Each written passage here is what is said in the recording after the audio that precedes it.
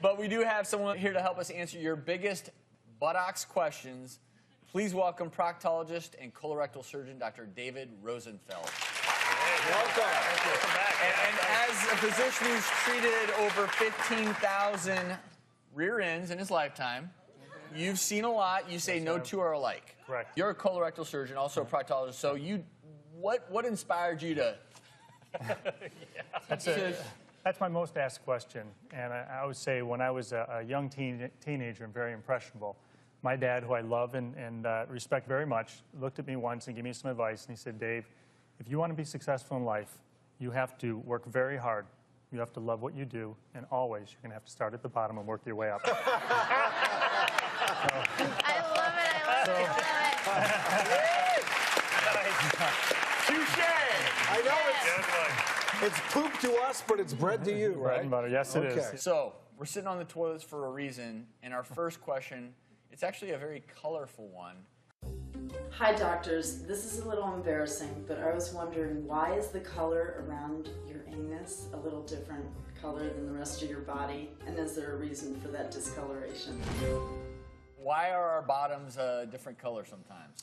Well, interesting. We have a nice prop anus here. So the skin around the anus, okay, and we're going to go a little backwards. It's usually white around here, and this is the anal opening. The skin right around the anus is a darker color due to a pigment called melanin. And melanin gives the darker color appearance to the anal skin. And what's interesting is melanin has a very important function, and it protects the skin from the serious, dangerous UVB radiation from sunlight. So shocking that the area of our body that gets no sunlight. Wait a minute. Exactly. Now, Yeah. a lot of people think it's dark because it's stained. Correct. And they think it's dirty from stool, and they wipe and they clean. But no, it is natural. It's the natural color It's from of the those skin. days when we'd run around without any clothes on, right? Probably. Well, not to focus on guys, even though I thought I'd never be sitting on toilets with the four of you. Lucky you.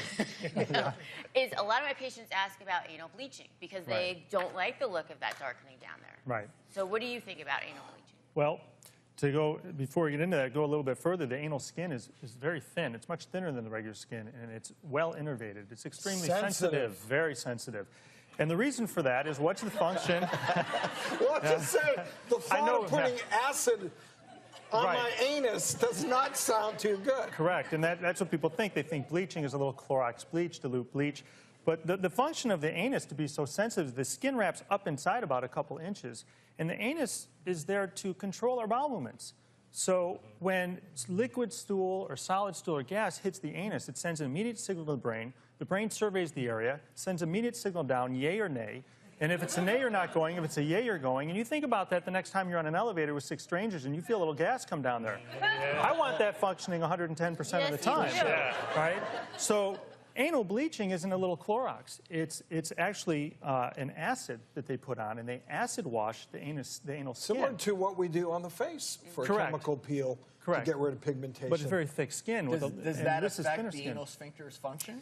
The sphincter, no, but what it does is it damages the skin, and there's a serious risk of the anus becoming so scarred it gets very narrow, like a pinhole, and they call that anal stenosis. And I actually have a prop here for you. I have some frosting and cupcakes. I'll put up here.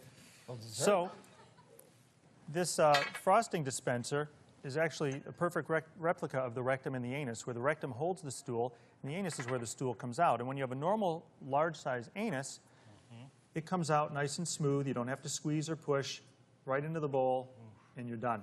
You know, I am never eating a cupcake again. Now, with the bleaching and the stenosis, the anus gets so small and tight that trying to go to the bathroom becomes very difficult, where patients will sit and they have to really squeeze, and it comes out, and it's very difficult. And now that doesn't look so difficult, but in real life, with anal stenosis, patients are extremely debilitated. They can't have any type of bowel movement unless it's liquid, and it burns and it hurts, and it's very serious. Well, it's one of the most serious complications. You just talked me out of it. I'm canceling my anal bleaching appointment.